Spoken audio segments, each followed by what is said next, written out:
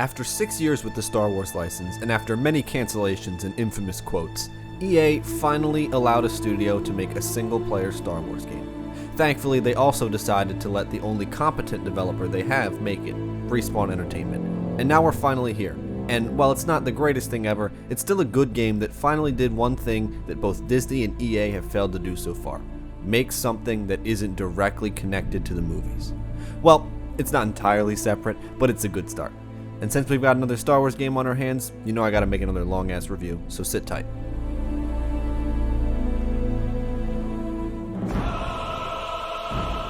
So, the story of Fallen Order takes place after the downfall of the Jedi. You play as Cal Kestis, one of the few surviving Jedi trying to lay low as a scrapper. Due to some unfortunate circumstances, he accidentally reveals his true nature to the Empire and is forced to go on the run. He then goes on a journey, learning about an ancient race called the Zepho, and searching for a secret holocron they left behind that could help restore the Jedi Order. Right off the bat, I love how much this game adds its own new things to the world of Star Wars. Almost every character in the game is brand new, and there are tons of new creatures and enemies, and there are 2 entire new planets that were created just for this game. I also love how they've taken from the lore of Star Wars and used it to kind of build the story. There are tons of references to previous events in the universe, but 95% of them are just small things that you might not understand unless you'd seen the Clone Wars or read up on the lore in general. In my opinion, this is the best way to go about making a Star Wars game. You have the entire universe to explore, okay? We don't need to see the same things over and over from the Skywalker saga in the movies. Thankfully, that's what happens here, and I really can't stress enough how happy I was to explore these new parts of the galaxy.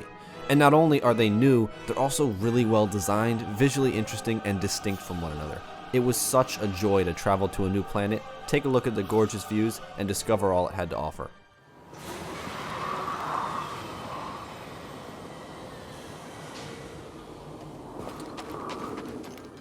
And I really like the new race of aliens introduced into the game, the Zepho. These are the ancient beings that you're following in the footsteps of, and I love the places they take you to, particularly when you enter the many vaults they left behind.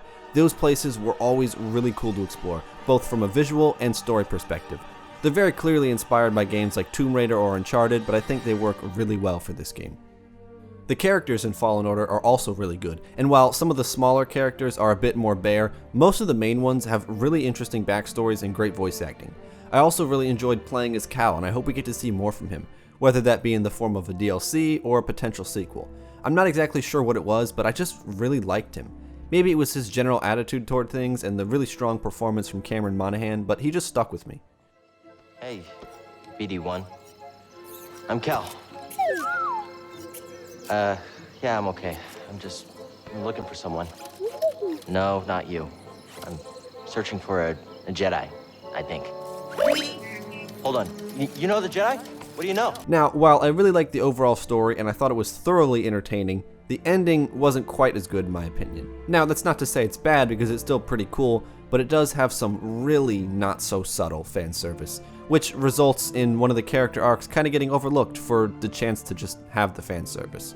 But aside from that, the actual ending sequence I did enjoy from a gameplay perspective. Overall, Jedi Fallen Order has great characters and a good story that takes advantage of the lore. And for that, I think newcomers will be able to enjoy it, and fans of the Star Wars series should love it. Alright, so I need to briefly talk about a big spoiler in the game, so skip ahead if you haven't played it yet. Alright, 3, 2, 1. Okay, so remember earlier when I said that this isn't directly connected to the movies, but not entirely separate either? Well, that's because it still has to fit between the overall Jedi storyline, meaning that right from the beginning of the game, it's pretty clear that you're not just going to rebuild the whole Jedi Order by the end, because have you seen Episode 4? Okay, no Jedi Order exists. Still, the focus is clearly on the Zepho, the lore, the main characters, and the world, and I thought the developments of each were great. So in my opinion, this is a really good step in the right direction, but now, all I need is a goddamn game where I don't play as a Jedi or Resistance member that fights the Empire, cough cough, Project Ragtag, fuck you EA.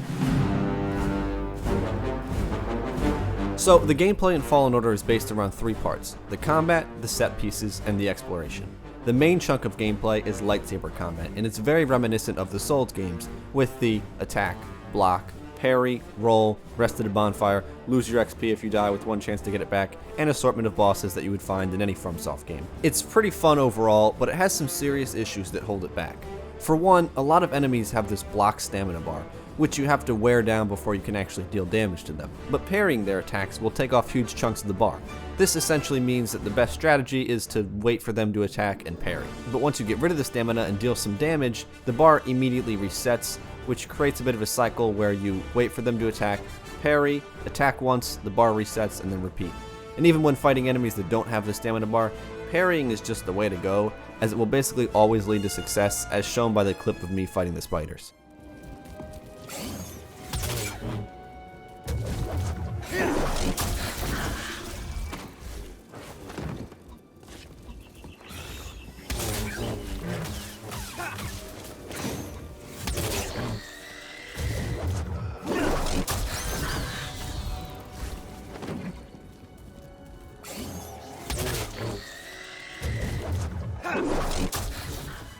Thankfully though, as you level up, you gain a few more offensive moves that allow you to push the pace and get a bit more aggressive. That being said, you're still kinda held back by the force meter, which I wasn't a huge fan of. Basically, it was like a stamina bar for force powers, and it had to be refilled by damaging enemies. My issues with it are, 1, they're very loosely defining force abilities here because this overhead strike somehow counts as force power, and 2, you run out of it pretty quickly even with it leveled up. I understand the idea they're going for, but I mean, you're a Jedi, come on. I really feel like you should be able to just be a bit more free with it. Because a lot of these force abilities are really fun, so like, let me use them even more.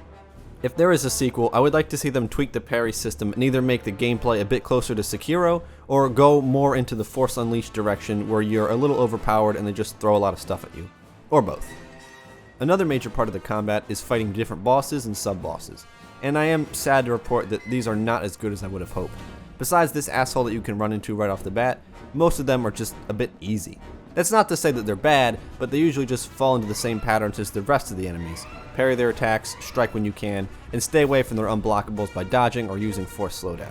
That's not to say there aren't some fights that are still fun or visually interesting, but there's certainly not any bosses that are going to keep you talking about for weeks to come. Now, I may seem a bit negative about the combat, but I should make it clear that I still had fun with it. I just thought it had some apparent flaws that should be addressed. Overall, I'd say that the force abilities are really fun to use. I just wish you could use them a bit more frequently.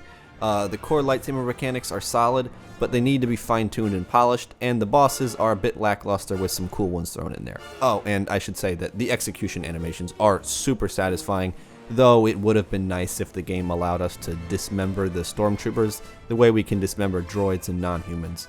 Still, it always felt good to get one of these. Now, on to the second aspect of the gameplay, the set pieces. These are all really good, and I don't really have much to complain about here. There's a ton of climbing, platforming, swinging, and sliding, clearly taken from the Uncharted series, but it all worked really well. There's never really a moment where I was annoyed by the climbing, as it always felt like it made sense and never dragged out too long. Same goes for the platforming and sliding. I really enjoyed these parts, and the way you had to use your force abilities to get past obstacles. Like, they weren't hard or anything, but they were always just entertaining. There's also a wall running mechanic, which is admittedly very limited, as you can do it only on certain walls and you aren't quite as agile as I would have liked, but in terms of the set pieces, I think it works really well. I would like to see it expanded upon if we get a future game, however, giving us more opportunities to use the wall running and, making it feel a bit faster, similar to how it's used in Titanfall 2. Overall though, Respawn has shown that they clearly understand good action set pieces, as they were constantly entertaining throughout the game. And now the last part of the gameplay, the exploration. Jedi Fallen Order is a linear game, but set in a series of semi-open worlds similar to something like Metro Exodus or God of War. Unlike both of those games, however, you are pretty free to go back and forth between planets. After the first part of your journey, they open it up and give you multiple options. There's only one path forward, but if you wanted to check out another planet first and fight harder enemies and get a potential upgrade, you could do that. It's not complete freedom by any means, but it certainly feels good being able to go back and check on things as you please. Like if you notice that a certain room or ledge on Bogana was blocked by a long jump, once you get the double jump ability, you can make the decision to head back there and see what new things you can unlock. It's really like a Metroidvania in that regard, as there's a lot of backtracking through old areas that were previously locked until you gain certain abilities. There's also a lot of collectibles scattered around, in the form of new ponchos, BD1 skins, Mantis skins, and lightsaber parts. Yes, you can customize your lightsaber. It's pretty cool, I'm not gonna lie. Most of the other cosmetics though are pretty basic, but I still like trying to find them. There's also a bunch of lore bits found in each world. And Cal has this unique force ability that lets him touch objects and get like a brief vision of the past, allowing him to learn what the item was and why it was there. It's really cool in theory, though in practice it usually leads to just a lot of brief descriptions. But when he touches an object during a cutscene, however, he gets a really vivid flashback where he can essentially live out the experience of the person that the object belonged to. Yeah, I know these are like usually reserved for the big story moments, but they're still really cool, and I wish other objects had a similar function. I'm not saying you have to give each thing like a whole cutscene, because I know that would be hard to do and time consuming, but maybe something similar to like the echoes used in The Division. There are some really cool lore bits to be found, but I think they could have been even cooler if we were given a visual or they were expanded upon in some other way. And before we move on to art and design, I have to mention our newest droid companion, BD1, who is just fantastic. He's adorable and he serves as a good companion in both a story and gameplay sense. Overall, the worlds are really fun to explore and the lore is interesting, though I would like to see a bit more depth in certain areas. Now, this game looks great with solid texture work all around. The lighting helps create a great atmosphere, and I really loved every planet here. There's just not a single one that I felt was weaker than the others. They're all top notch, and I cannot wait to explore more in the future. Again, I particularly loved the different vaults, as they were all visually interesting and just so fun to explore. The music is also great, as it reuses some of the classic Star Wars themes and adds its own into the mix. If I had one issue, it would be the occasional bugs and bad performance. I'm willing to write off the graphical bugs, as they were infrequent and pretty much stopped after a little while, but the performance hits are unfortunately noticeable. I'm running at 1080p on a Ryzen 7 1800X and RTX 2080, and there were several moments where I had frame drops and stutters. They would usually happen when entering new areas or when a lot was on screen, and they were certainly noticeable. Thankfully, they were just stutters and not like constant drops, meaning they would happen for a second and then steady out, so it was never a constant stream of bad performance. Overall, I loved the world design and thought the music was great as always, with the small issue of some FPS stutters. So I think the biggest issue with this game is definitely the combat. I think it's really fun but flawed and certainly needs work for future games. But I think the story, world, and characters make up for the faults and turn this into a great experience. If you're a fan of Star Wars, this is an easy recommendation, and if you're not, it's still a really good game that's worth a look.